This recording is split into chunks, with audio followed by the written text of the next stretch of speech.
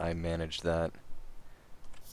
Because I basically just copy-pasted over a different spell and Yeah, just changed a few things. and that one works just fine. Yeah, That's how I do 99% of my macros. exactly. Because if it works already, Yeah. why shouldn't it work if copy-pasted? And I...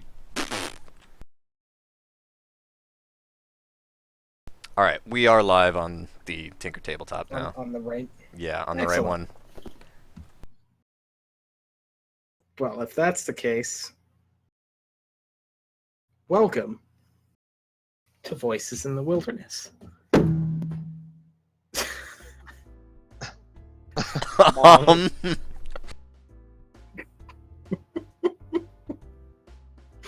just, I just That's want the to put Voices my in the Wilderness theme song. I hope you enjoyed. just went to put down my phone and I just completely missed it and just gonged something. good job. Welcome to Voices in the Wilderness, a 13th Age adventure. When we last left our hero, they had a boat ride, talked with some old friends in Narohama, went back to the imperial capital of Twin Lakes, and did anything else happen? We built a dude. Right. They built a dude. When you say we, Yeah, Some dudes I mean, were built. at least one of your party members wasn't there. the little people among us built a man. Yeah, the little people built a little man. They're More of a multiplying. frog man. They built a Chrono Trigger reference. Yep. R66 frog. Mm-hmm. Well, you have pulled into the dock, pretty much the military district of town. I believe that's where you decided. Yeah, we decided since Carnifex had the plan, that's where we dock first. And upon there, Lissy received a letter. Yes. Yes, I Mhm. did.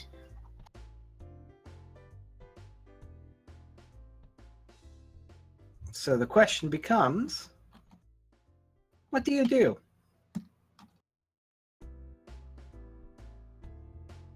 Me personally or everybody else? Everybody else. Oh, but first, Gunhild, how about you roll them icon bones? Oh yeah. Wait a second here. You have, I think you have a 6 with the partners and a 5 with the Empire you could hold. I think I was going to use one of those in the forest, and I just didn't because Hunhao used his. So okay. Okay. So hold the 6 or the 5. Take a look at the sheet here.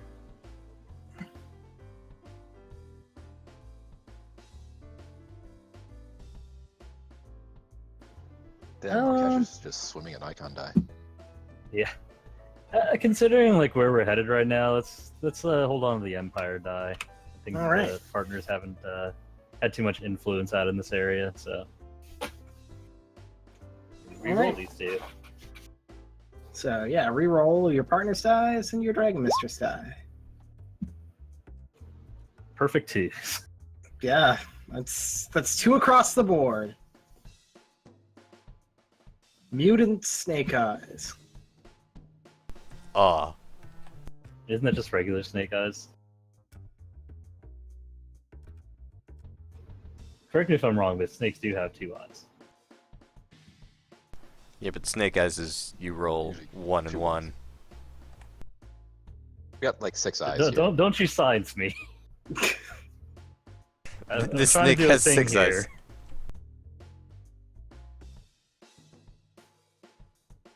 All right.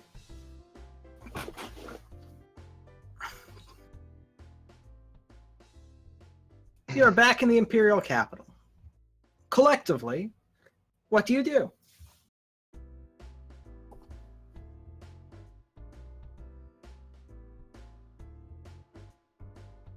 Well, I mean, I suppose we should probably first meet with either Carnifex or whoever Carnifex told us to meet to get us yeah. to this fancy dinner.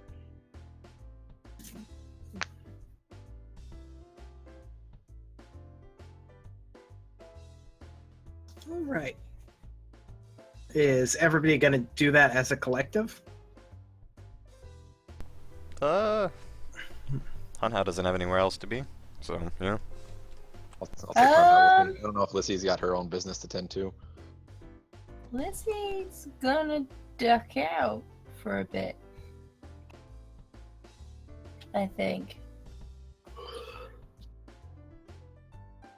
Gonna think about what you're gonna tell the Gunhild when she comes back.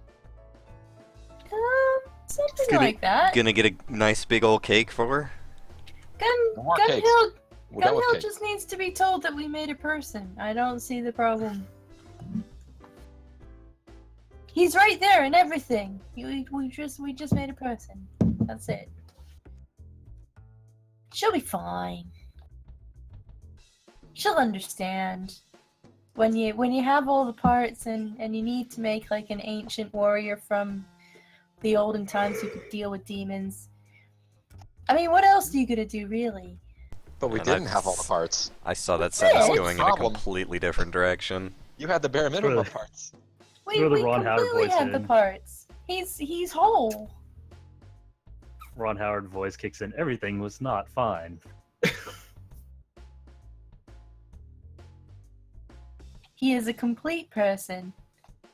He was not a person. He was, in fact, a frog.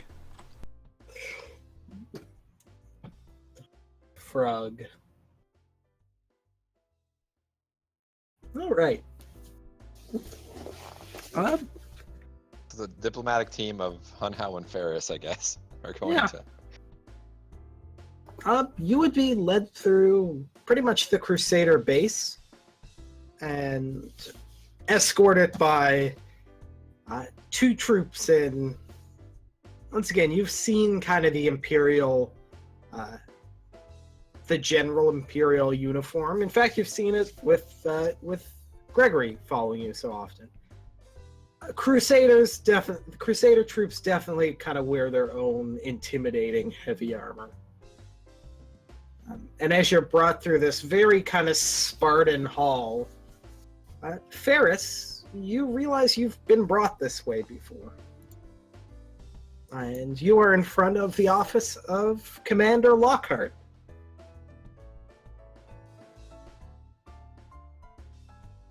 Oh, great. Yeah, I know this guy. And as you're brought in, you sit down and you see once again the aged human commander with his kind of his muscled form, wearing office style uniform. He's not in the armor like the troops, but even then the whole get-up of the Crusader forces is fairly intimidating. Ferris does his best impression at a salute. Hunhow's just gonna look at Ferris confused. He's in charge here. It's Okay, but also what a are you human doing with your being, hand? I don't really know, but they seem to like doing it. Oh! Hunhow kind of sloppily imitates Ferris. That is a chain of salutes. Sit down. And Ferris will take a seat. Yep, Hunhow will as well. Mm-hmm. Just you this time, Finnegan? Just me. Hmm. And who is your friend? Oh, this is my elven friend, Hunhow. He's quite familiar with the demonic threat. Hmm. Looks of it, I've heard many things about elves that fight the threat right at the core of the pillar of the tree. Ah, you've heard of my people. Yes, we may have different methods, but you see, we fight the same enemy. It's best for us to keep track of the best ways possible to face down that threat. I agree. And speaking of which, I see your venture to Narohama bore some fruit. I take it Florentine's filled you in? Now, I don't entirely always get along with the head librarian, but she seems to know when a unified front is needed. Nobody wants to go to war with the Allied Kingdoms. Waste of time. Waste forces. Now, if maybe we found out the Dragon Mistress had forged a deal with some sort of archfiend, yes, maybe that would be different. But no, you see, we've got a bigger threat to worry about. And I hear you know the person that can clear up this whole mess.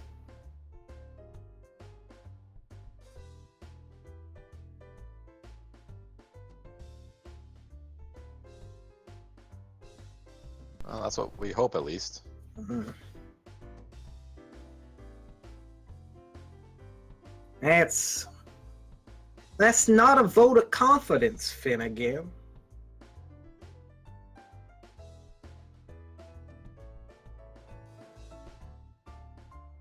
I'm drawing a blank here. I'm trying to remember exactly who we know that Yeah. was the That- link to. That would be Casey. Okay, that's what I thought. Yeah. Right. Yeah. The person who is, responsible for the person who was responsible for the attack on the Kingdom of Orther's Glory, as well as who they would like to bring in and talk to in this discussion, but who also wants to rob the Empire. Right, that complicates matters. Just a little bit. Ferris just kind of leans back a little bit and tries to relax and reaches up and rubs his temple with two fingers. I'm sorry, Commander. It's just this is a little bit of a personal matter for me as well. Family business to some extent, and Let's see. I want to see if I can solve this on my own before risking your men. If not, I will more than happily share any information I have. Well, you just told me there might be a potential risk to my men. Is this something we have to deal with right away, Finnegan? No, she's biding her time. And it's not really it's not threat of all-out war.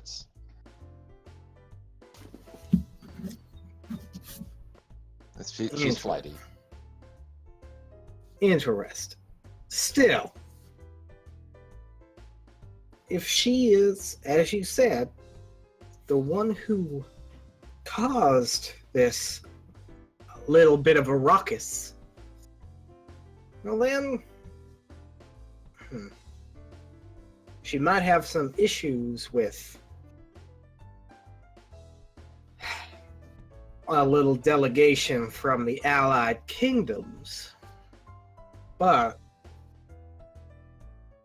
being honest, there's not a whole lot that we have to hold against her here in the Empire. In fact, that level of power is what I'm wondering about.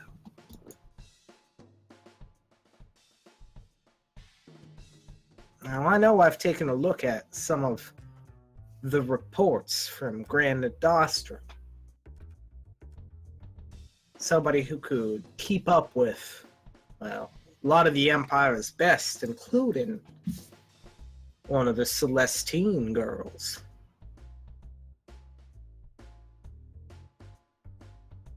And if on top of this, well, she can deal a blow to the armored fortress of a warlord, that's the kind of power I'd rather have on our side for our fight. I think we're in agreement there. Otherwise, we run into issues, Finnegan. Becomes much more dangerous to have that run amok.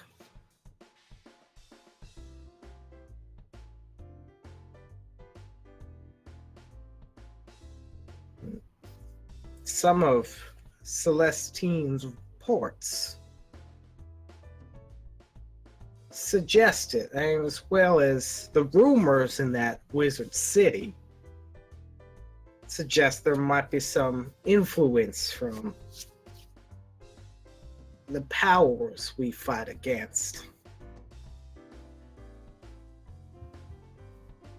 And as you know, and he turns to Hunhow, and as your people are familiar with, we at the Crusade have no issue using those powers against the enemy. Just look at your friend Commander Carnifex.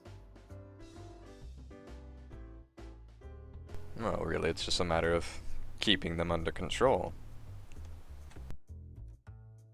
And that's, well, if it's a family matter, then I hope you're able to solve it.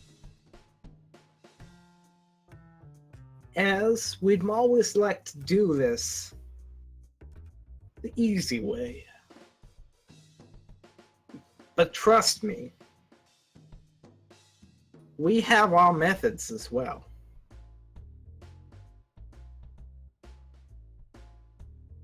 So it definitely sounds like it. Speaking of your methods, I was told that you all may have a lead as far as gaining access to this, well, delegation that's new in town. Oh, yes. It's, as you can see, I'm sure on your way in, Glory of the Imperial Retreat sitting atop the library.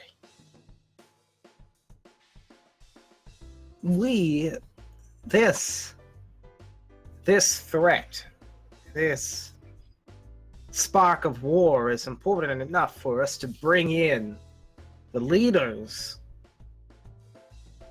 of the Imperial factions, as well as some representatives from the Allied Kingdoms to talk through this incident. So You are I just want to double check here. It's not because there's a new emperor. It's more the threat from Orther's Glory. that is a issue of timing.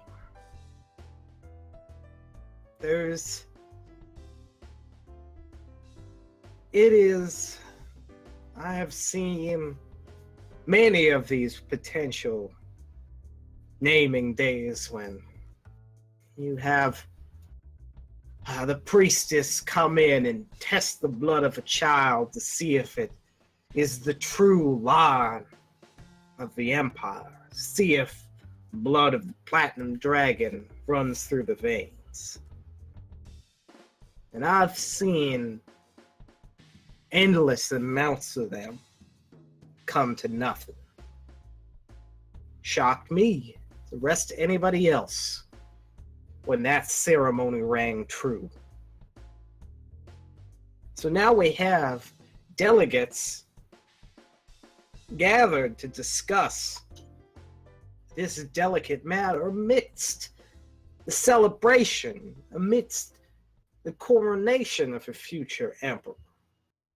You can see we're even further incentivized for a peaceful resolution. I don't envy your job, Commander. Me neither.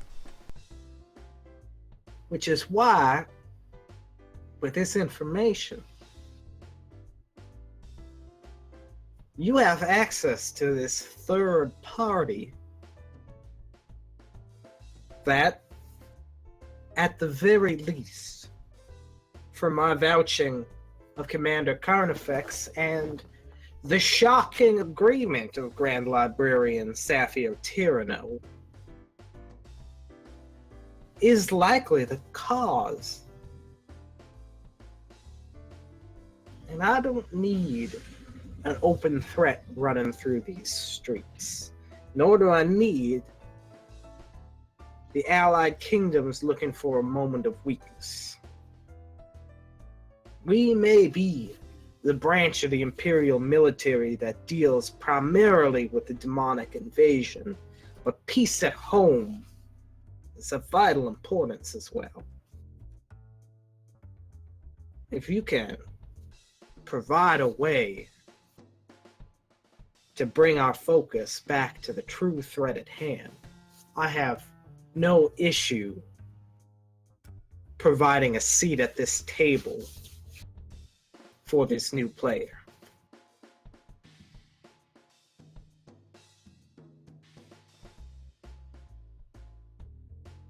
Ferris will just kind of nod his head.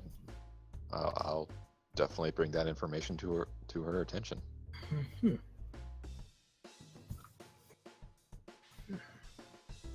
Now, you also understand that this is us sticking our necks out for you quite a bit. So what else would you like us to do in exchange for this risk you're taking? I want some level of guarantee that this is going to begin with sword sheathed and end with them in that same place. I don't think any of us are looking to start a fight at a negotiation table. No, of course not. Good.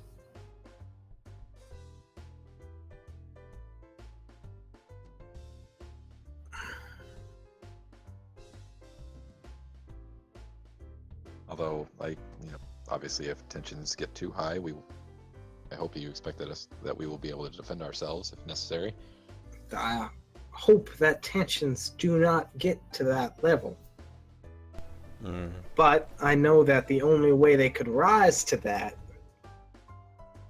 is either through the Allied Kingdoms or through this new player. Yep. So if you will agree to it, once you speak and talk with your contact, we are to make you a designation. I cordially offer the services of Crusader forces to act as bodyguards and protection. I would not recommend refusing this offer.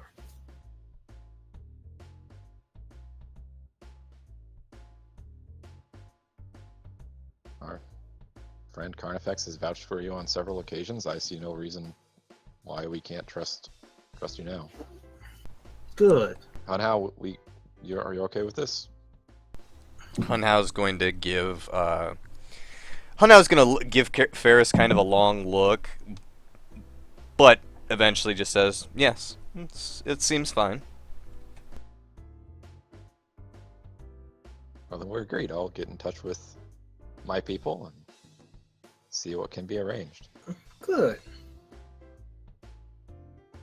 Now, Hunhow, Yes. How can I help you?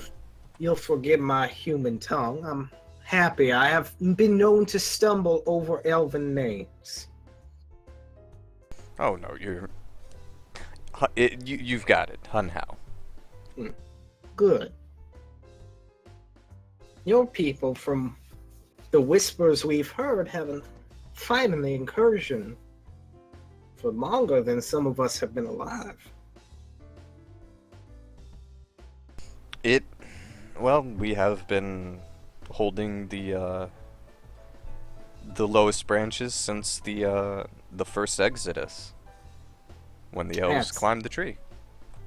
That is a long time even for an elf. Well, we are uniquely suited to it. I know. And must have a series of unique tactics and weapons to use against the demonic threat. Well, much was given to us by the World Tree, and much we've actually turned against the demons. Excuse me, one moment. And Hanhao would kind of lean over the chair to pull up his Macahuitl from wherever the hell he's been keeping it. Really kind of gotta wonder how he just carries that thing around. But he would sort of run a finger along the not sharp side of the glass along its edge. We've actually, one of our true secrets is turning the demon glass against them as it carves a great swath through the enemy. And all our efforts have found it to be unforgeable, untemperable, unshapeable. It's not so much forge. Well, the truth of the matter is, again, you don't forge it with outside tools. The only thing that can shape demon glass is demon glass. You can use smaller pieces of it to chip away and form it into useful shapes. And binding it to the wood of the World Tree, well, it keeps the corruption at bay. I'm sure you've seen how this crystal can poison the earth sometimes. But the World Tree's wood is able to prevent such a rot. A lesser man would see such a tool and call it primitive, but I see the great wisdom hidden in this weapon. I feel our forces could learn much from each other. I'd be happy to teach as much of my wisdom as I can, because the more you know how to fight the enemy, the better we all off are. There's no sense keeping secrets in regards to fighting this tremendous threat. There are those within the Empire that balk at some of our methodology. They don't understand the great sacrifices that must be made to keep this world safe. Yours are people of sacrifice, from what we've heard. I'm sure we could come to some understanding. Hanel sort of nods slowly. We have given much in this war, but we have learned much as well. I'm willing to cooperate, although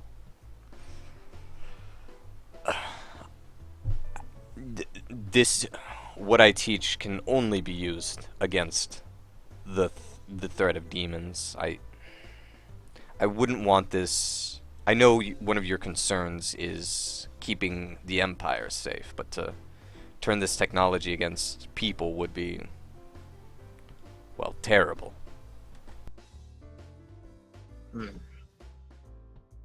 It's a conversation we'll have to have at a future time. We unfortunately suffer from not having a single purpose as your people, despite our chief purpose being, well, one and the same. Yes, things can seem a little muddled here.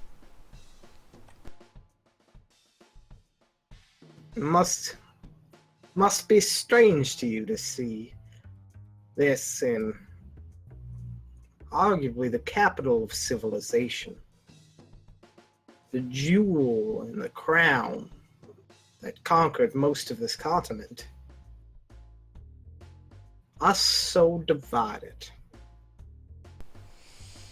It has been perhaps the most jarring thing of coming to this continent, and you are so divided, and I fear that's where, in those cracks, that's where the enemy will fill in and begin to push you apart even more.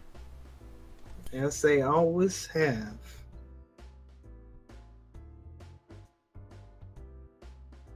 Let me give you both a bit of advice. The Crusade is primarily concerned with defeating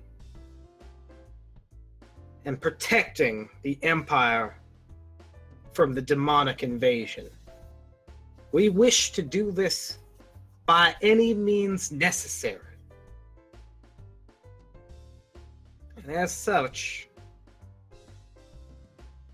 we'll find support in whoever has the best plan to deal with this. Our men are getting restless.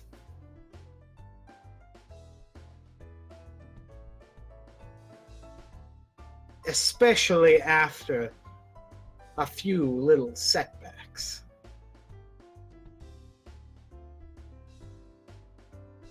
I know that there's more bubbling in this little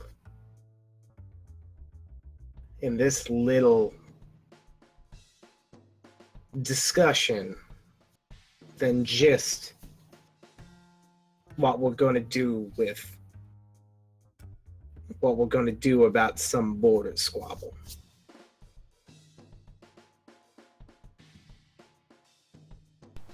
Hunhow nods slowly.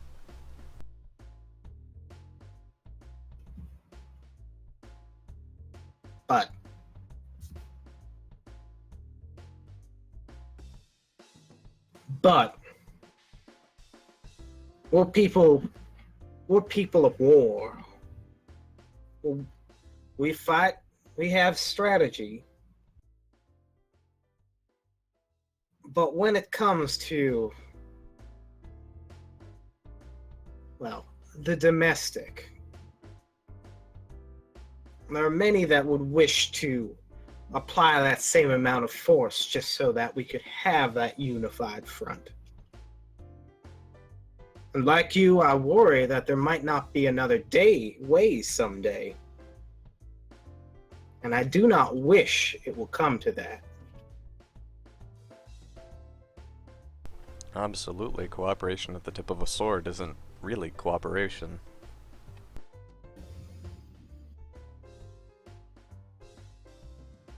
You two have been more than generous with me. Thank you for taking this time. Thank you for considering my offer, and thank you for accepting what I have to provide.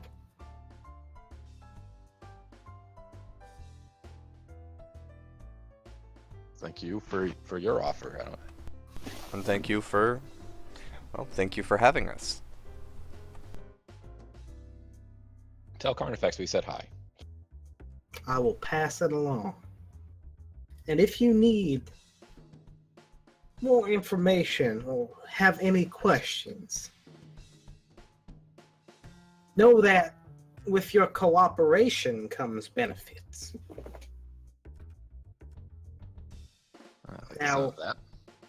Now, if you excuse me, I have to prepare for this endless barrage of meetings and discussions.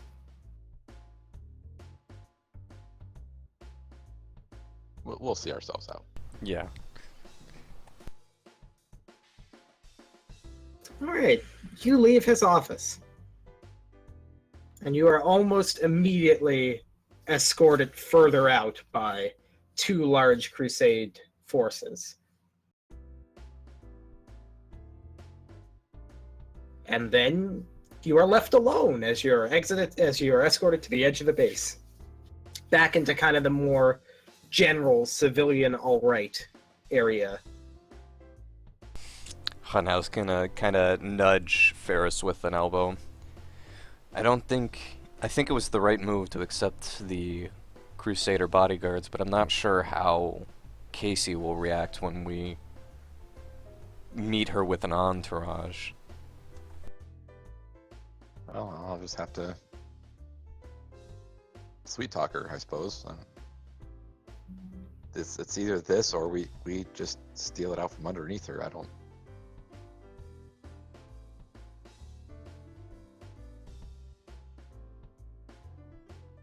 This is the best option. We'll just need to make her see it that way. Yeah, I'm not always.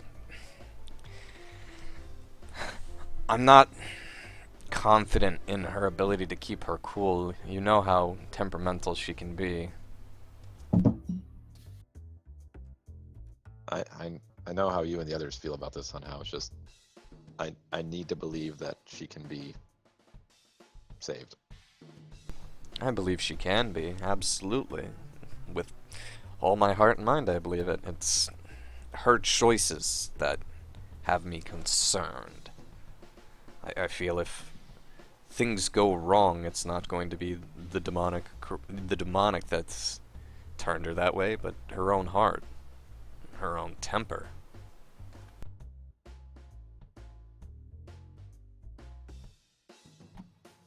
Well, you may be right. I'm just gonna have to hope that it doesn't come to that. Agreed, and I do trust your judgment, Ferris. I'm just perhaps a bit more paranoid than you on this.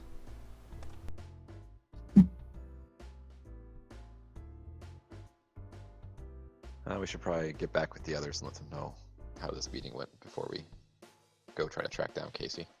Absolutely.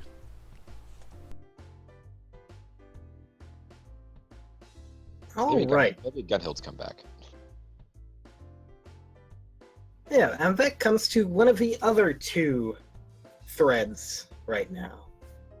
Gunhild, you did leave the party. Or at least took some time for yourself. What did you do and how did you make it back to Twin Lakes? Let's see. Yeah, for the most part, she initially she kind of spent a lot of time just kind of reacquainting herself with the wilderness side of things because she grew up in kind of a wilderness-based area. You know, thinking. How did she get back? That is a very good question. And she doesn't have to take the same boat as everybody else. I think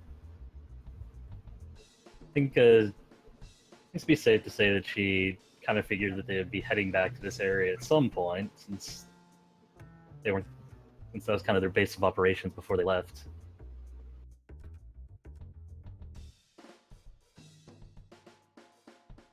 Yeah. By boat. Yeah. It is also where Ambassador Calderak is. That's true. I forgot he was here. Rather, I just forgot what city he was in. Yeah. But she probably tracked down him and assume Ochre and Mort are in the same area based on this map here. So Yes, those they are would be the kind people she'd be looking for. of. Yes, they were set up in the house provided to you by the council in the Mage district of Twin Lakes.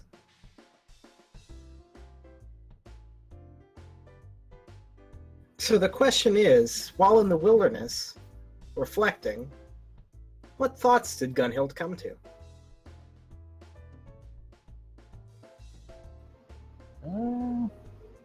Well, it was just she spent a lot of time thinking about what she had found in the forest, and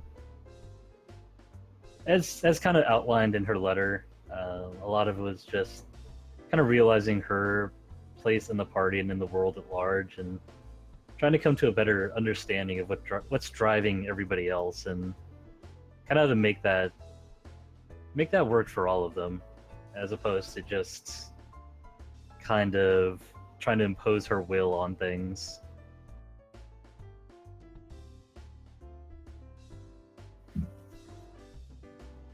But while she was out there, one of the things that she actually kind of decided to do is, well, we'll wait until the rest of the party shows up.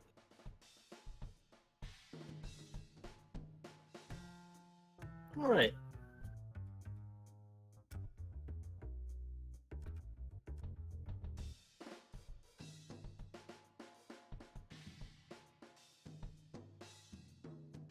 Well, if that's the case, Alyssa, Hey, you ducked off. I did. Lizzie received a note to meet at a certain place at a certain time. So she's gonna show up. All right. What is the place that you were told to meet up at? I hope this didn't say in the letter. No. I've slept since then. It's gonna be she's having a tough time remembering, to be honest. It's vaguely I suppose towards the bay.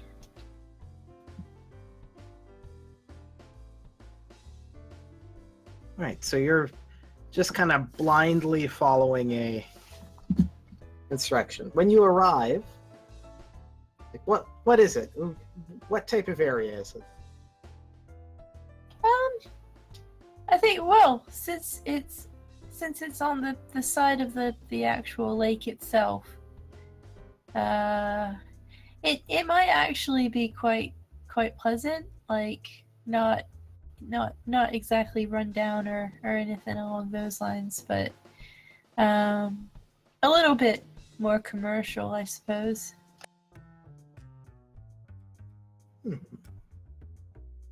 So yeah, do you know what, Dan? It's a What? pub. It's a pub. all right. It's a pub, and it is I on. should have thought of that at the beginning. It's on the north side. It's right up against the lake. This is a bit more of a bustling trading district. Yeah, and you enter a pub, and it's it's not late at night. There's not many people in this pub at all. But there is one in a booth in the corner. Is Arlando.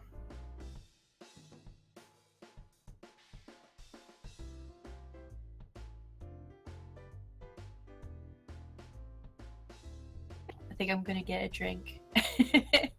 Not in real life. I think Lizzie's gonna get a drink.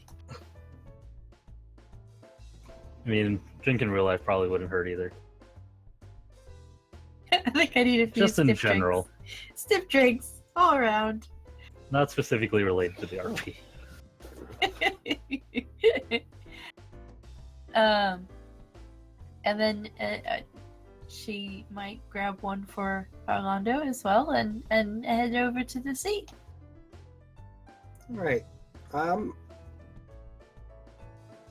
You take a seat down, and you have the drink in front of you, and push it across, and he kind of takes a look at it and pulls it in front of him, but doesn't pick it up. And he looks up to you, and you can see his face scrunch a little bit. Well, I'd have found you fine.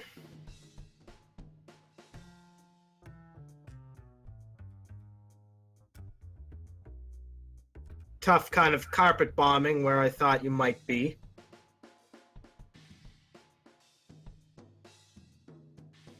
We've been a few places. You probably were a bit lucky to find us back here.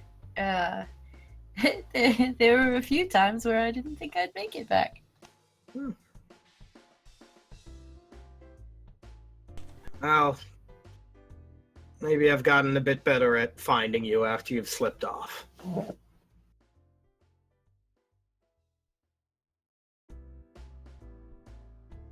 you remember what we talked about in Grand Nostrum? Well, I remember, of course. Out of character, Nikki might need a small reminder. You didn't. I promised something, didn't I? Yes, you. In a interesting scene where you created some fake memory crystals, I remembered those. you sent those off to the vaults of the Bankers Guild, and instead kept with you the crystals, the key theory behind. Yes, not the memory of what he did, which is still with Rixus, but the 3 crystallized memories that provide the core components of essentially how the Halcyon's engine works. Yes. Yeah. And And I promised him that I would give them to him. you did.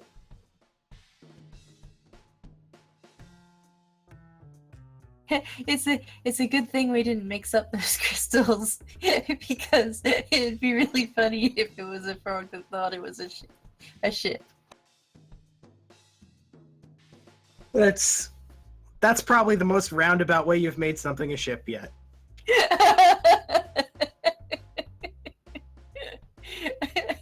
Fire the cannons! No way!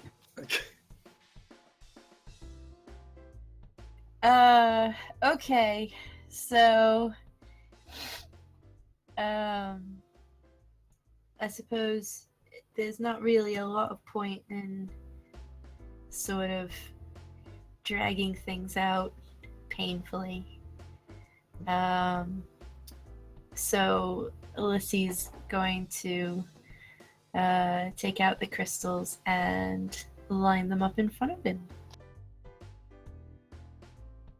He picks one up, takes a look, holds it to the light. Well, I'm glad you made some decision to make this a bit easier. I was worried you'd change your mind at the last moment. I have been known to. But this was important to you. And while I'm not 100% sure how you feel about where the Halcyon is at the moment, at least you know where the plans are for it. Yes. Yes, now I do. And he gathers them up.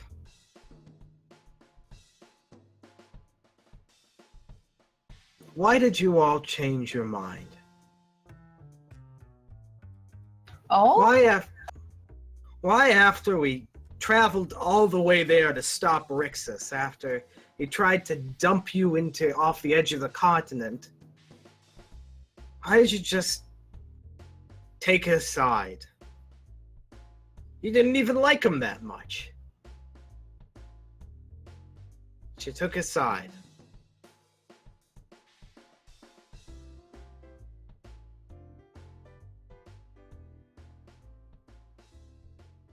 I don't know if you'll believe me if I tell you, but there's something that if you find out what's happened, like the actual answer, I, believe it or not, I care enough about you that I would want you to know the truth, but you have to be absolutely certain, and she takes a nervous gulp of her drink. You have to be absolutely certain that that is what you want. You have the plans for the ship now. You can walk out and do whatever you like with them. You don't have to know the answer to that, but I will tell you if you want to know. And he looks. Why is it always mystery and dancing around things with you? I think you'll find that mystery and dancing around was what brought us together to begin with. So it's kind of hard to change myself now, especially after all this time. And he kind of closes his eyes and looks.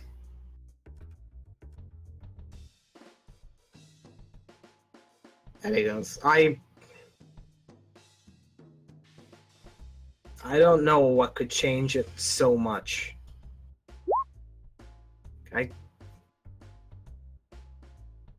I still need to stop him.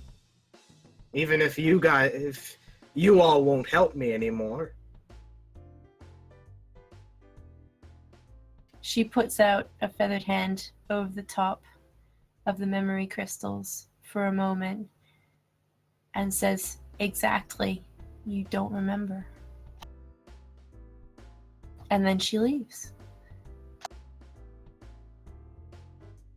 Because I can't do that.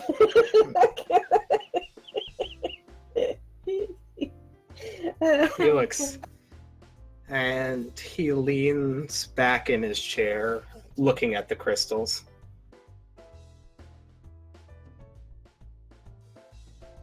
And he gathers them up.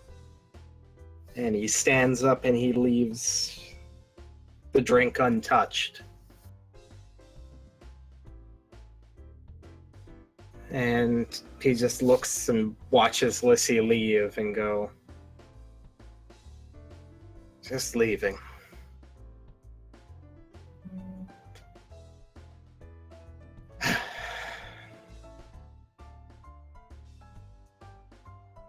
How could I ever make you understand that if you all weren't going to help me, I needed to find somebody who would. Oh shit. And we'll cut to black because there's nobody else there to interact with that NPC anymore. No.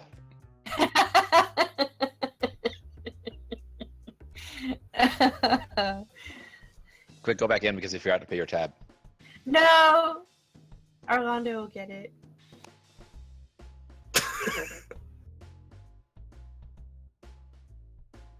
Mm-hmm.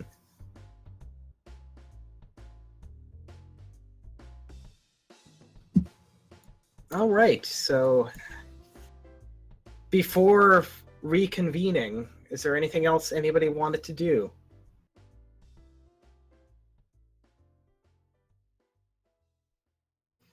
Well, I already said that.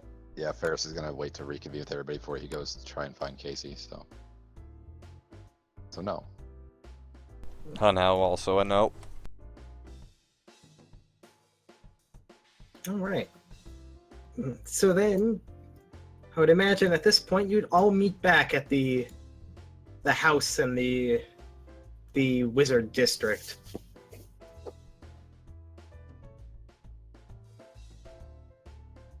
You and just the whole pile of NPCs.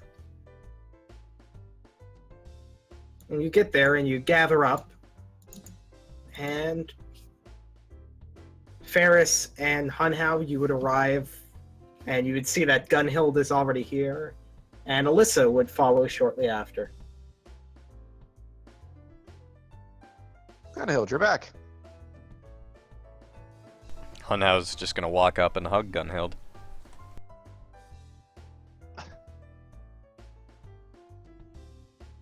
Ferris, feeling left out, will also join in on the group hug. And maybe their two arm spans together will be enough. Yeah, be enough to get around Gunhild. Lissy doesn't think that she'd probably survive the experience, so she's just going to wave.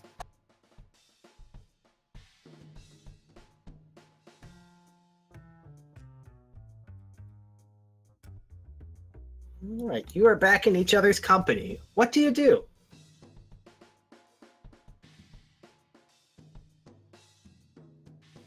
Catch up? Everybody catch up? I mean, Hunhow's just, well, yeah, we need to catch everybody up, but Hunhow's gonna look up at Gunhild and be like, "Are you feeling better?" Kellen, you're push to talk, remember? There we go. I always forget about that. Man, that means you didn't hear the other stuff I said. Whatever. Nope. It wasn't important. She just said that she wasn't expecting this kind of response. But Actually, where is Frog Boy? for that, one thing that they'll probably have noticed is that Gunhild's wings are out, and normally she's kind of kept them kind of folded. Like, it's not like she's hit them, but they've been kind of like folded behind her most of the time. And she actually seems kind of to be stretching them almost. Like, she's just kind of happy that they're there. But I probably should have asked Dan about this earlier. But the other thing would be is that she'll have, well, and you can override this if you want, Dan. But she'll actually have asked Mort if he can try to what's the word I'm looking for? I forgot the word. Yeah, reforge. That's it. She'll actually asked Mort, and you'll notice that like her regular helmet is missing. With the helmet that she got in the forest, strangely, it seemed like the one that she seemed kind of attached to. She's actually has asked Mort to try to reforge it into something else, or into a different kind of helmet. All right, and Mort, forever in your debt, would be like, "Yeah, sure, bud, no problem. Anything for you, Gunhild." Thank you, Mort. I think I've been. Well, I'll spare you the details, but I think it's time to stop clinging to the past and, well, you do what you do best.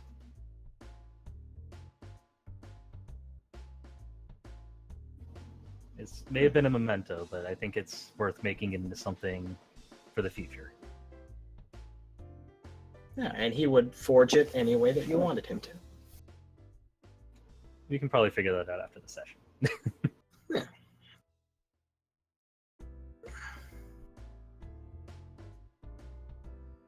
So yeah, you notice some changes in Gunhild.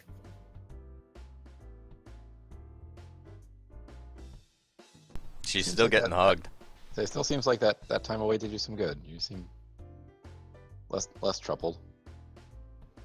Yeah, I have to apologize for the way I left. I know I left a letter. Did you get both of the pages? Or... Yeah, it was. Yes.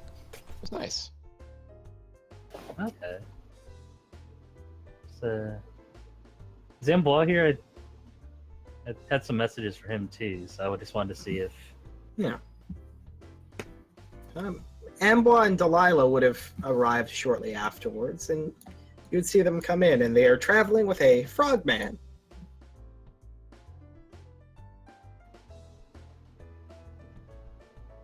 New friend of yours? Ah, there he is.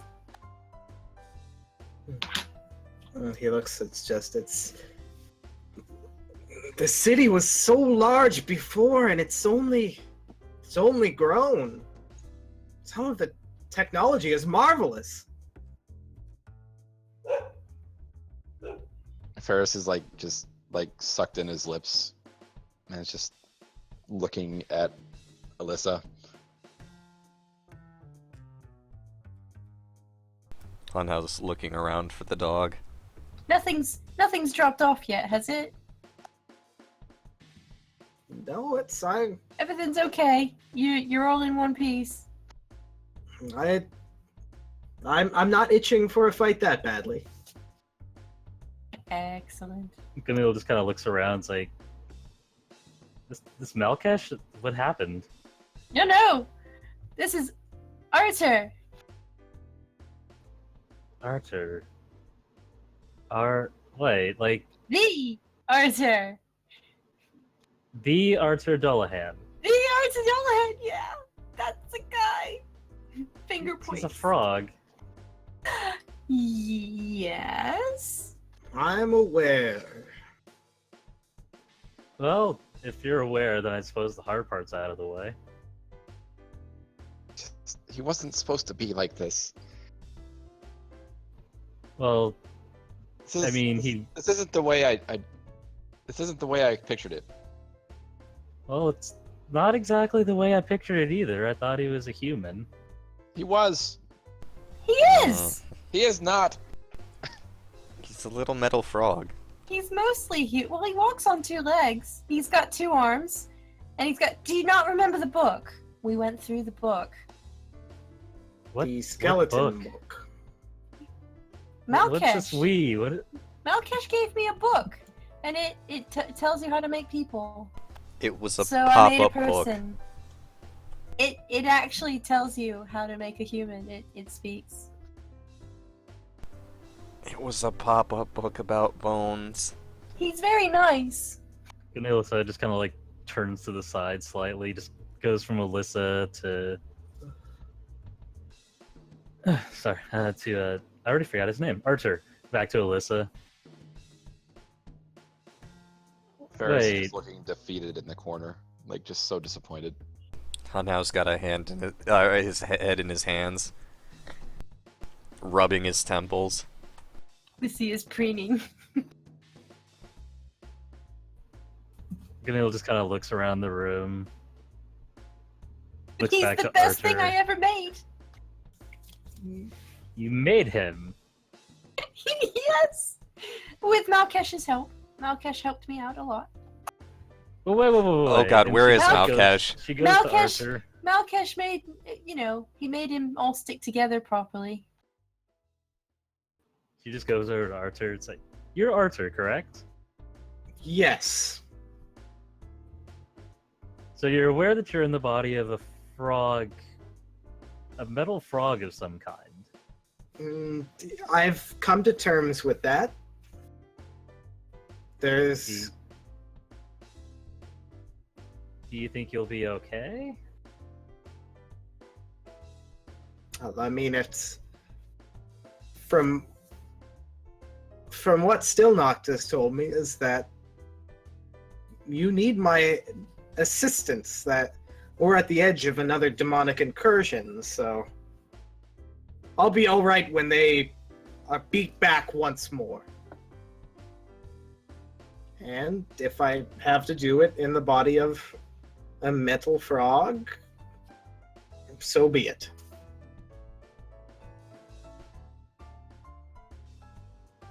She kind of looks at him for a moment, then over to Lissy. What the hell have you been up to exactly?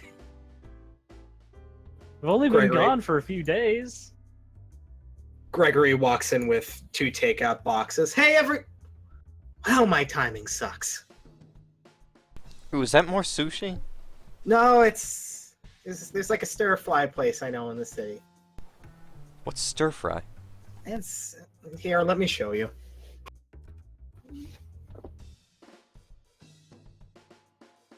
Hunhow's gonna follow Gregory around since there's food. It's-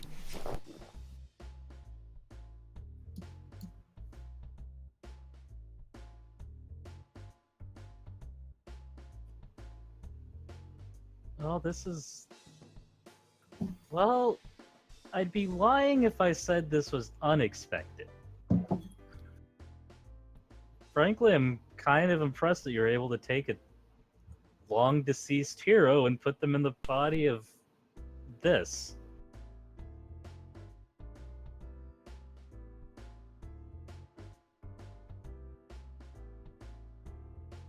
Well, I mean, and Amboise speaks up.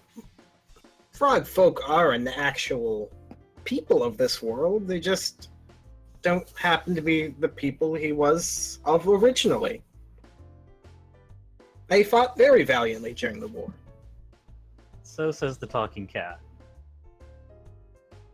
Well, touche.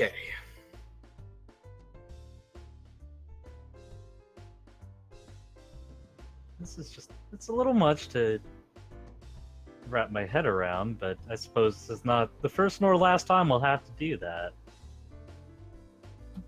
I mean, Arthur, if you're okay with this, then I don't really have... Listen, I'm not here to make decisions for everybody else. If everybody's okay with it, then so am I. I mean, I don't know if He's like, I'm not okay with this. He deserves better. Well, what do you propose? We get him a new body instead? I proposed we waited and got him the body he deserved. I mean, I don't disagree, but then what kind of body are we talking about here? We can't just, like, shove souls into another person. Well, Well, we can, but we That's shouldn't. Properly sized. He saved our continent, and then this is how we repay him? he doesn't seem to not be doing right. too badly. He's not shouted at anybody. Well, He's not shouted like- as much as you have, Ferris, and you're the right height. That's because he's a better man than me. I'm not saying I agree with what's going on here, but is there any body more suited to him than his original one?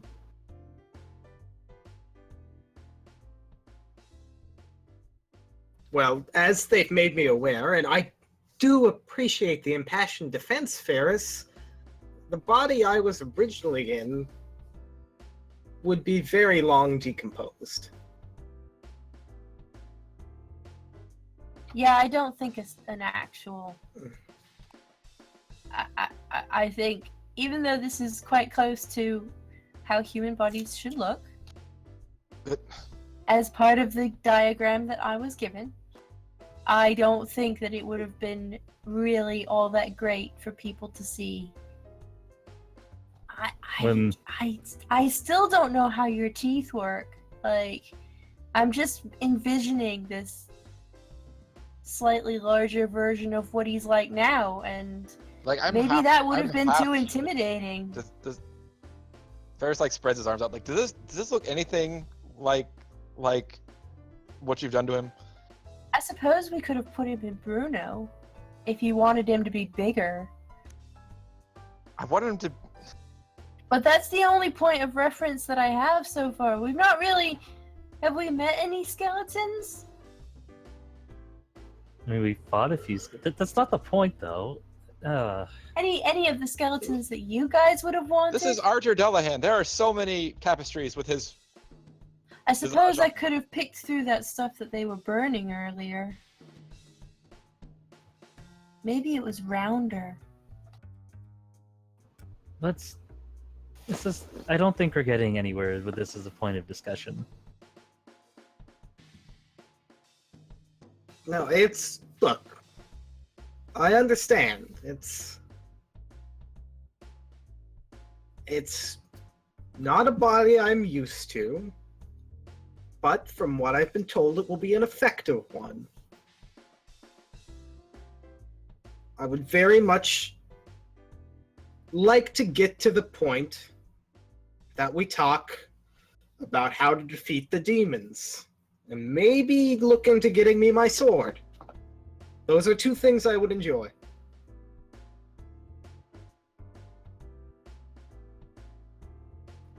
Well, I'm certainly able to help you with that. Or, well, at least try.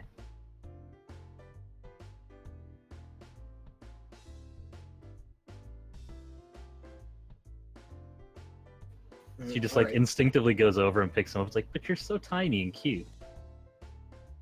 Now, see, this is mildly embarrassing right now. This Ferris I am just not gets used up to. and leaves the room at this. Wait, fair.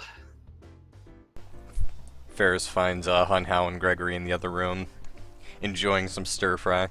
Yeah, so it's really easy to make, but to do it well, oh, I can't emulate this at home. There's something about this restaurant.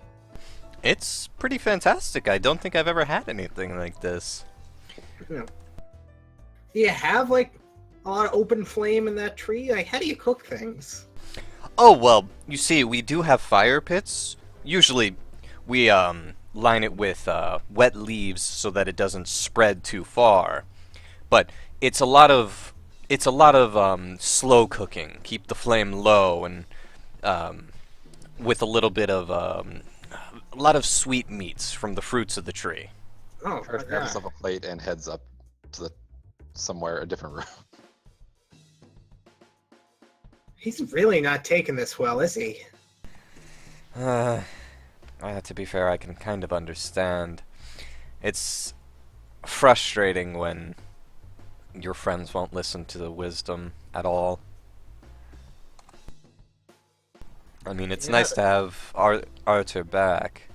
I'm sure his advice and help will be invaluable, but it would be better. Agreed. I agree with Ferris. It'd be better for him to be in a more suitable form.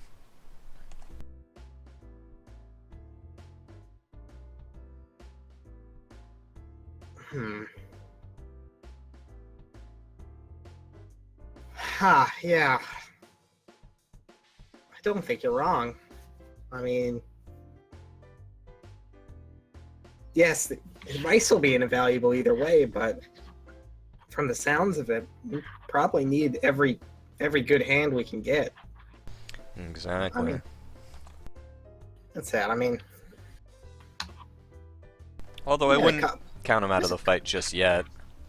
yeah, there's a couple of good frog folk in the Imperial military. I mean, they don't really have a place of their own, but I have a lot of people find their way to the army when they don't have a place to go. They're really good shots, like super accurate, and the jumping and the bouncing really mobile. Oh, I'm sure. It'd be hard to pin them down. That's I remember when they were telling me about one that was like really, really into their history, right? And that they fought in the war with the demons, and that that their kingdom was right on the edge, and that even after Arthur's sacrifice, where the demons were pushed back, they still were in a like constant battle, and then they had to fight on two fronts because there was they say a mad druid who believed that everything that the Lich King had done to suspend this continent in the air was against the will of nature, and he just used a spell so powerful it just sliced off a part of the continent and dropped it back to the surface. Oh, that's terrible. Yeah, that's why, at least that's the legend of why the frog folk don't have a kingdom anymore.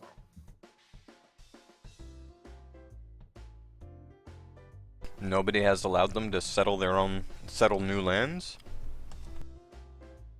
There's little communities here and there, but their entire kind of royal line was lost, and you see a lot of them on kind of like the outskirts and colony islands. But yeah, no, it's either there's some places that don't treat them very well. That's terrible. I would love to meet some of these frog folk. They sound almost like kindred spirits, fighting a war like that. You'll find a lot of our collected history goes back to that, and if I'm being honest, I met all you guys, and this is really my first kind of field outing. Normally I'm just kind of a communications guy.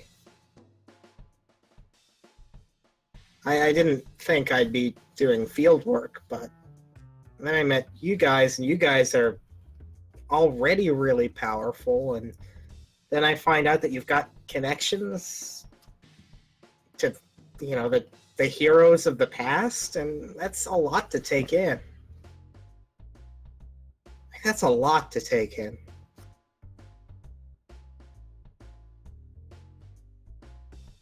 Well, I'm sorry for putting this much stress on you, Gregory. I had no idea. No. I mean, it's exciting, and it's different. It's just not what I expected.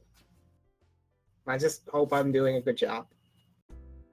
Well, your ability to procure us food has been, well, 100% success rate so far. That sushi was fantastic, and this is fantastic, and you were also a great help in the forest. You helped us find our way back. Yeah, it's kind of things I'm good at. Communications and watching supply lines, and that's why I kind of stuck with just the general Imperial Guard rather than joining the Crusade. That would be a lot of fighting. Or Well, there's Like, no I didn't- shame in sticking with what you're good at. and I don't think I have. I got posted there a bit because they knew that I, had that I had studied and done some magic work at the library, but I never had enough talent to like full on go to the academy. No, look, now I'm talking too much about myself. Look, we need to get back to work. Well, true. Suppose the others can eat when they're hungry, but let's go ahead and rejoin with the group. All right. Either way, Gregory, be proud of who you are. You have your own talents. Take pride in them. Thank you. You deserve it. All right. Is everybody all right with reconvening once again as kind of Gregory runs around the house trying to find Ferris and bring him back? Yeah, I after think a I'm little bit alright. of time, Ferris will finally come back after eating and having time to cool off. You'll all. All right. And Delilah looks to Ferris and Hunel. How did your meeting with the Crusader commander there go? It went well. He Yeah. offered us a seat at the table if we were able to get Casey's cooperation. Mm-hmm. Delilah, Casey, who wants to steal a shard of prophecy from the Ep. Right. That's That's lies the the rub. sticking point. Mm-hmm. this is, however, our best chance at getting the Shard of Prophecy from the Empire. Without pissing them all off. It's just a matter of convincing her to play nice. This is true. We would get to walk in rather than break in. A little froggy voice jumps forward. So the shards are still an issue. Oh, yes. Unfortunately, yeah. Say Ferris will reach into his breast pocket and then procure his 1/3 of the Shard of the Orb of Prophecy and hold it in the palm of his gauntleted hand. Quick question. God, Sorry to interrupt, but I know Ferris took that out of his gauntlet, but did we see that happen, or is this the first time that he's revealed that he? I showed it to Hunhao, That's right, you did. Okay, but nobody else. okay. all right. So, Lissy, you would see that Ferris has taken it out of his gauntlet. Oh, well, that's unfortunate. That's okay. Alright, fair enough. Okay. Why exactly? I'm not going to allow myself to be tempted by their power unless I can know for sure I can control it. Hunhow quietly beams from his spot in the room. Same from Gunhild, in fact. She just seems very happy to hear something like that. That is a wise course of action. You can touch them without any negative reaction? I mean, these have been on my person for the entire time that we've been traveling together. It's only a problem when I either use the power or fuse new ones. Oh. So you're like, Because Oh, I'm continue. I'm not exactly sure that you could like just palm those off to somebody else. Like I wouldn't let anybody else touch those with their skin. I'm not planning on it. Just if I was you. Okay. All right. Everybody back to normal. Go on with your discussion. incredible. So you've used the power, and you're still turning your back on it. That's gotta piss them off. Oh, that's good to hear.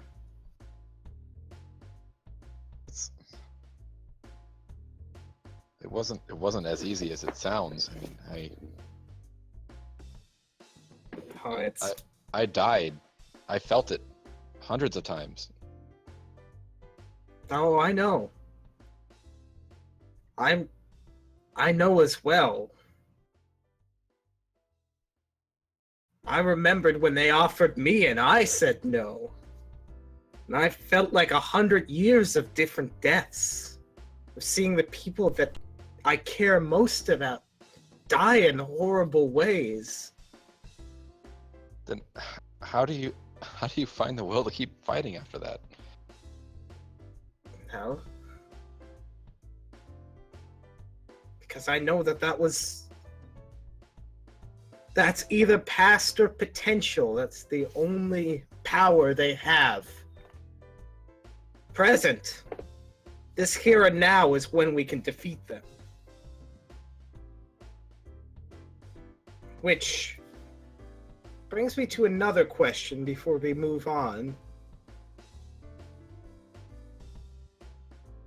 Still not, did we go with Ilya's plan or Ariana's plan? And Amwa kind of looks.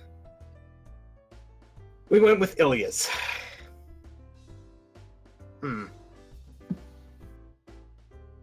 That would explain why. It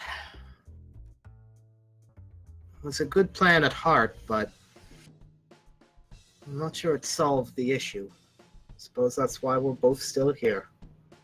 Yep. That brings up another question. Ilya, she was a dark elf, yeah? She was something more. She was the line of, well, a race of people who walked amongst the surface. I mean, But her they're last still name, Hamarthazel, is that? yes. They're Cyril. Did she have children at all, or? I would imagine. I mean, there still were a few of them left, and her family and others. It's in theory well, I don't know. She lived longer than I did. I mean, Casey has Cyril. Is that why she wanted him? That's Delilah kind of looks. There's no shortage of spells she could think about that would lead her to somebody by tracing their line.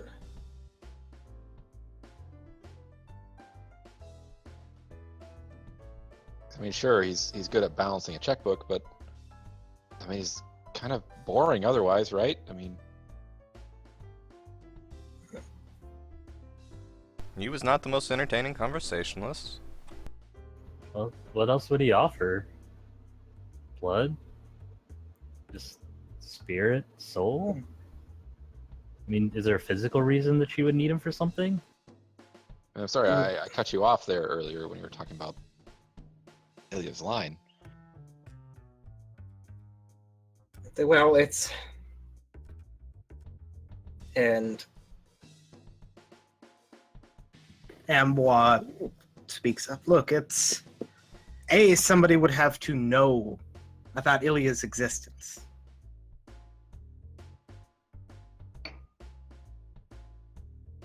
Something that, in all honesty, she probably would only be able to find out about via visions, via using the abilities that we associate with the shards. She is a shard. And if she knew about, and then Delilah then speaks up, and if she knew about that, then as said, there's incantations, ways that you can take a blood relative and, well, essentially cast upon them the ability to find another blood relative. It's a thing us at the Bureau considered to find you and your brothers. However, Faustus never would cooperate.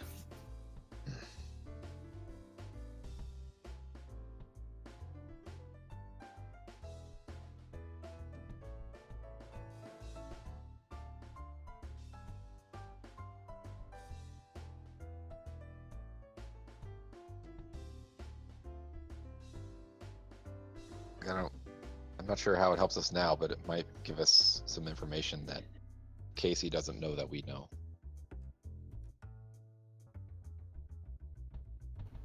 I mean, doesn't this mean that... I mean, correct me if I'm wrong, but doesn't this... It sounds like Casey thinks that... Sorry, what was her name again? Ilya Harmanthazel. Ilya.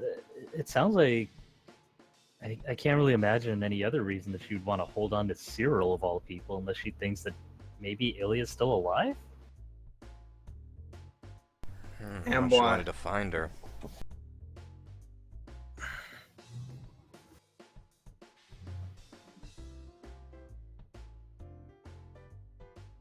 Well, Arthur looks to Hunhow. In theory, if the Empire's holding a prophecy, a shard of the prophecy, it would either be, well, it would likely be Ilya who held on to it. Her, well, a part of her line is very similar to the line of elves that you descend from, in that they can interact with that stone. They are people that is innately connected to a type of time magic similar to the type the demons use, but not entirely alike. Which is what enabled her plan.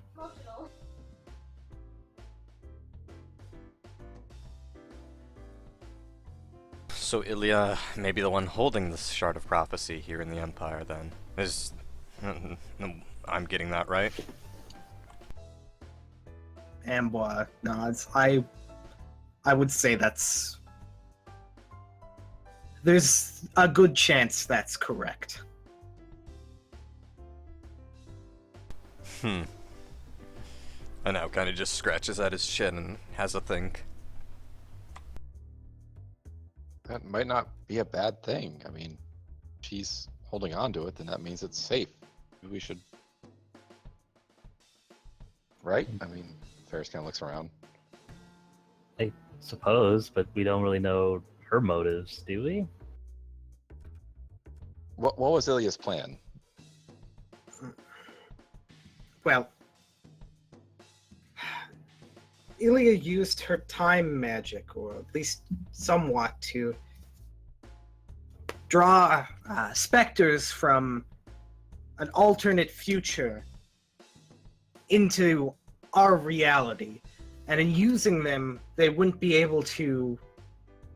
The demons wouldn't have the same predictive ability over them, so we could score a decisive battle, and that would alter our timeline, allowing us to essentially claim victory. At the time, they were beating us handily. The Oracle had the ability to foresee the future, even after we shattered the stones.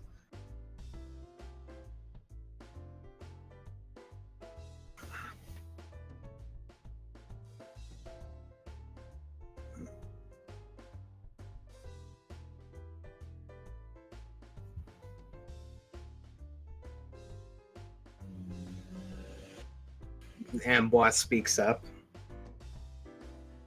But the elven huntress, Ariana, didn't agree it was a permanent enough plan. And what was her plan?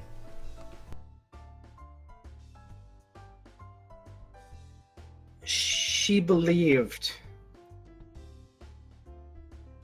that there might be a way to score a decisive blow, utilizing a particular moment in time that she theorized was the limits of the demonic visions. I don't know. I worked with her a little bit on it and made some notes.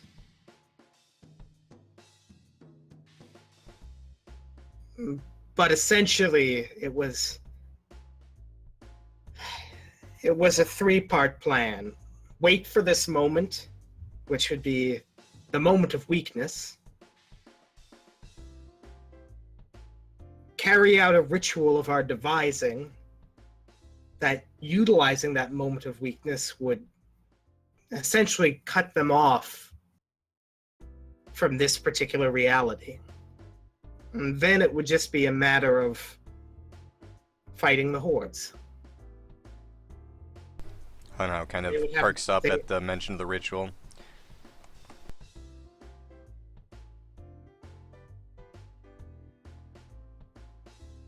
Do you mean, and he kind of rummages through his cloak, I guess, to pull out the ritual that he's been researching. Do you mean this? That's it. Yes, that's what we were working on. That's at least one half of it. I've been working myself to uncover this as much as I can.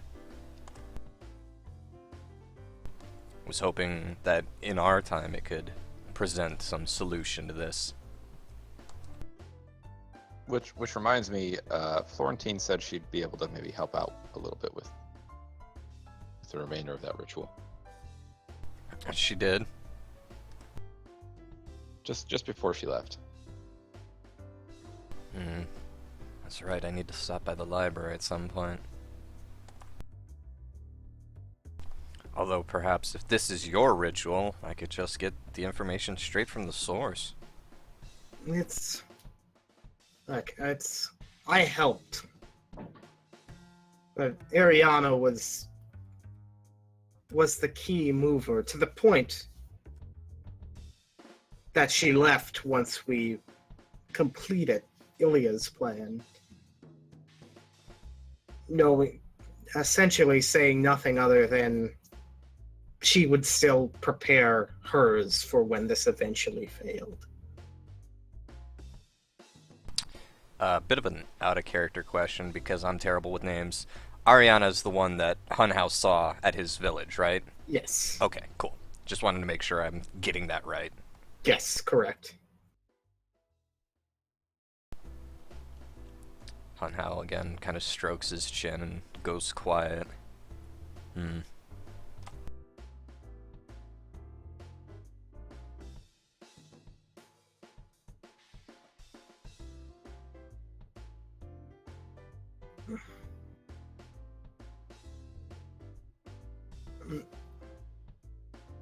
Delilah then speaks up. Even then, there is. Well, I guess it depends on how much we want to believe Casey. When she said that the reason she was able to feel where the crystals are, or the shards are, is when they're being used. So that means Ilya could be using the shard that we've been going after. That's a concerning thought.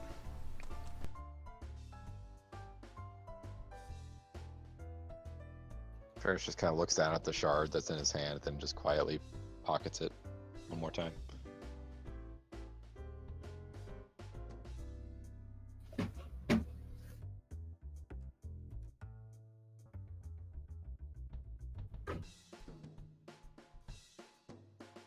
So I guess Arthur speaks up. If they're being used, then that's unacceptable. It's a power very few can even hope to control. And fewer can resist the lure of that power.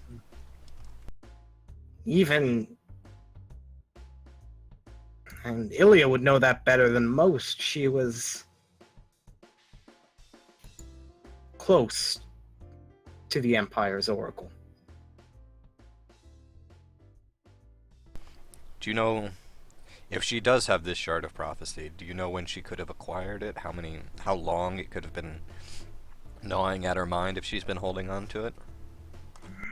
It's very likely that it might be the ones that we collected during the war itself. So she could have had this thing for untold centuries. Well, it's at least as long as I've been gone. Maybe it's somebody posing as her. We don't know for sure. It's true, but it's concerning either way if there is somebody using a shard of prophecy. As Arthur said, that cannot be. We can't just let that go on. You're right. We need to meet with Casey, and then we need to join this discussion and see what needs to be done.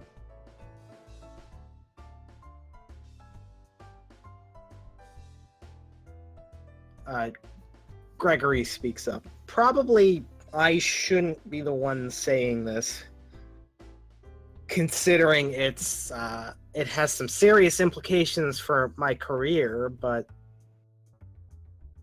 are you guys going to do this legit, or is this just going to be a cover for you to go in there and try to steal this shard? Hunhao kind of looks across the room. I'd rather do it legit. I don't want to make an enemy out of the Empire. I don't see any particular reason we need to steal it. But the Empire's using the shard. I mean, And what does that mean for us? What do we get branded after if we steal something from the Empire? It's true. I do think we should do everything in our power to prevent further usage of the shard. And if there truly is a need for it, we could always resort to Plan B. But I do think working with the Empire should be our first attempt at the very least. Try to make them see reason about this. I agree. Allies will be much more important in this war to come. It'll do no good to just run around making enemies as our first option.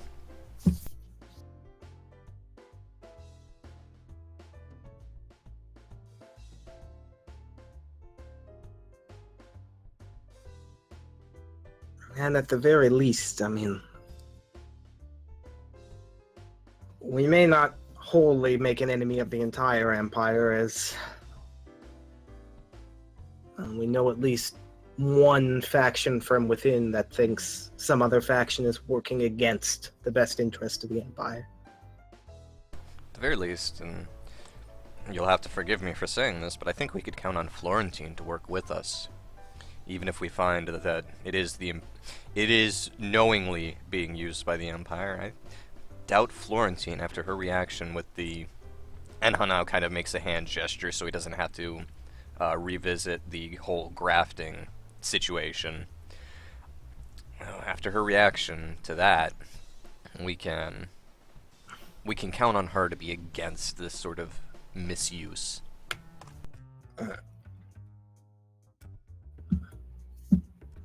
Yes, Amboise speaks.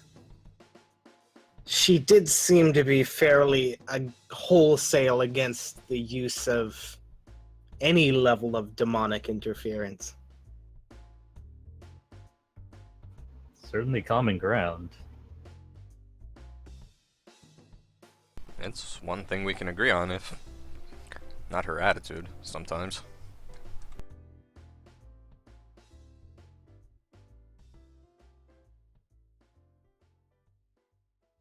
Well, the attitude problem is something that everybody could work out, I'm sure. Hmm.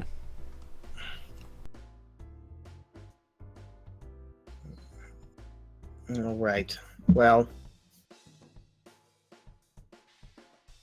if this is the case, Delilah speaks, then we probably should find Casey and Dwayne.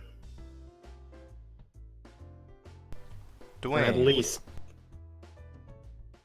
No, right. We may have recruited some additional help from that group of bandit queens. Is Dwayne a queen? Dwayne's a great guy. But Wait, Hanhao group of bandit queens. just kind of seems hung up on Dwayne being lumped in with bandit queens, and is just sitting there, the gears visibly working in his mind. He serves them on how. Oh, okay. He's not a bandit queen. All right, that makes That's much right. more sense. Delilah goes, actually, I'm pretty sure they declared him on par with the rest of them. I'm almost sure Dwayne's a bandit queen. But how does that... It's... It's an Look. honorific, We can ask him when we find him. which we know where to find him. That's true.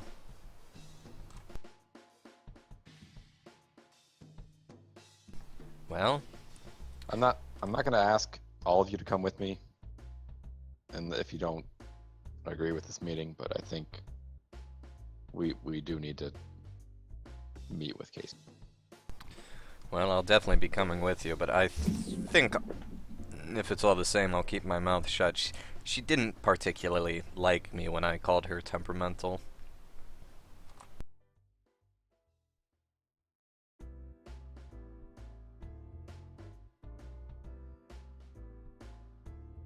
Well, that could be the Finnegan that's in her. Well, most people just don't like being called temperamental. True as it may be. And I why like did you that say it? Ferris admits that it's a Finnegan trait. Well, because she is temperamental. She may not like it, but she does need to calm down. Yeah, You don't I tell think it's them best that- if you keep your mouth zipped during this discussion.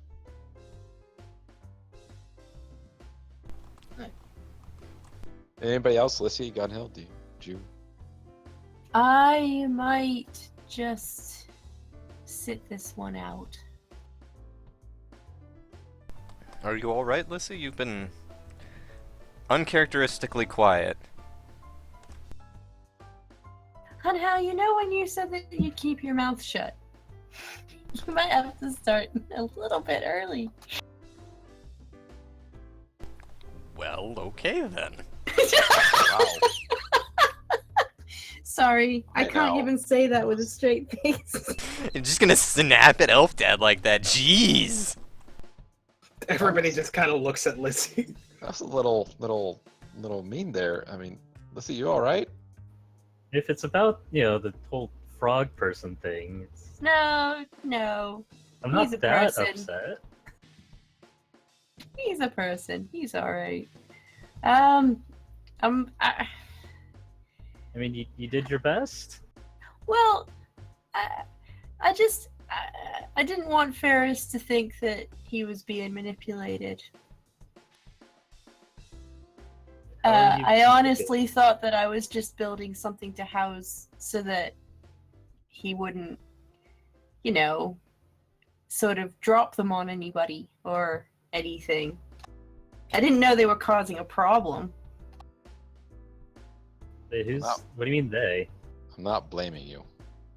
That's what you're trying to get at. It's Well, I just don't want you to think that I was trying to manipulate you into anything, because if I was, I would tell you. I mean, you told me that one time that you manipulated Well, me and my brother into helping exactly. me in the first place. Yes, exactly. Sort of, kind of.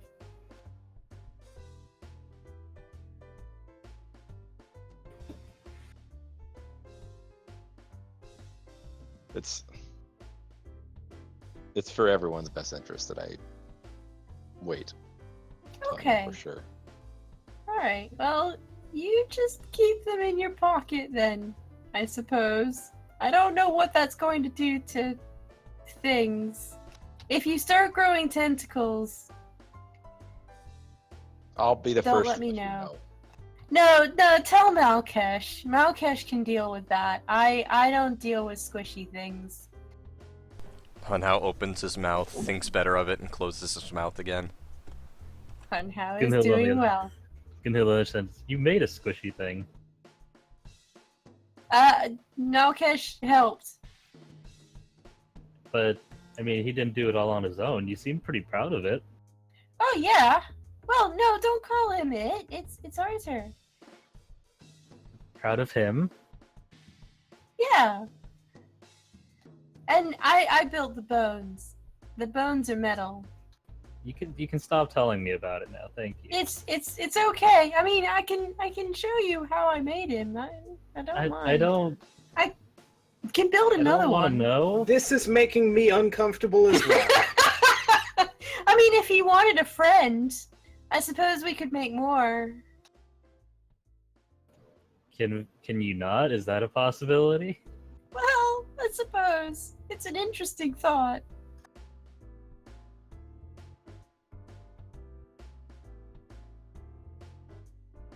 All right. Well, I'm gonna go meet with my semi-sister homunculus friend. It's been fun having this conversation. Just make sure that, you don't get too close to her or give her a hug or anything, because that might cause problems. Maybe. I'm not sure. Give her a hug. Let's see what happens. Do you need someone to go with you, Ferris? Maybe Hunhow- Gunhow can give her a hug. Hunhow raises his hand to demonstrate that he was gonna go with Ferris. I mean, Was Hunhow going to give her a anybody hug? Anybody that wants to come with is more than Hunhow welcome. shakes his head. It's not a secret meeting by any means.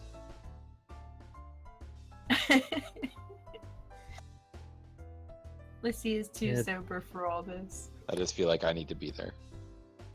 I feel like I also shouldn't leave Lissy and Malkesh to their own devices after what apparently happened last time, but Yeah, they didn't listen I'm to us. also worried at about you, all. Ferris. I don't think those two can do any more damage. Oh god, I don't trust give you them a on that. challenge.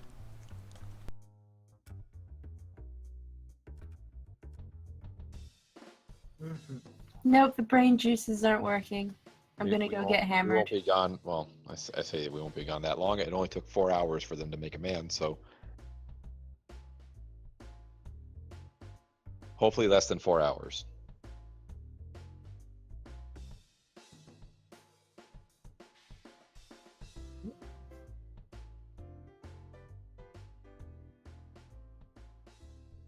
Right. Which is which is something we can deal with next week.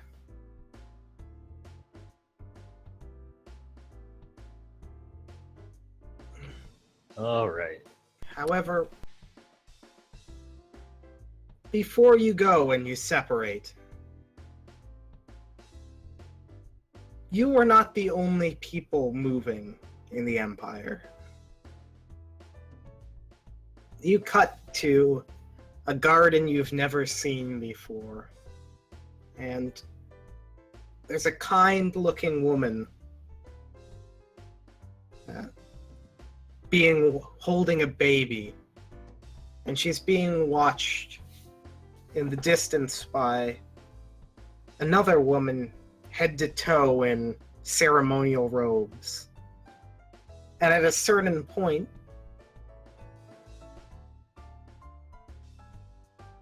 entering from the way you see a cadre of Imperial Guard enter, and you see two figures in platinum armor head to toe, familiar armor. And the woman with the baby looks at them and she lights up and beams. And elsewhere in the Empire, you see Commander Lockhart looking over a map of the entire continent that stretches the room. And he's looking at places that forces and troops are deployed and moving. And then his eyes go over and he sees, and he looks at a marking not far from Narohama, a forest. And there's a giant X on the map. And then you change to an office overlooking the bay. And you see Florentine looking out the window. Behind her, a series of blueprints of different buildings, some new, some that look like they've just been drafted that day for modifications and new expansions to the library. And one you can see goes deep, deep underground.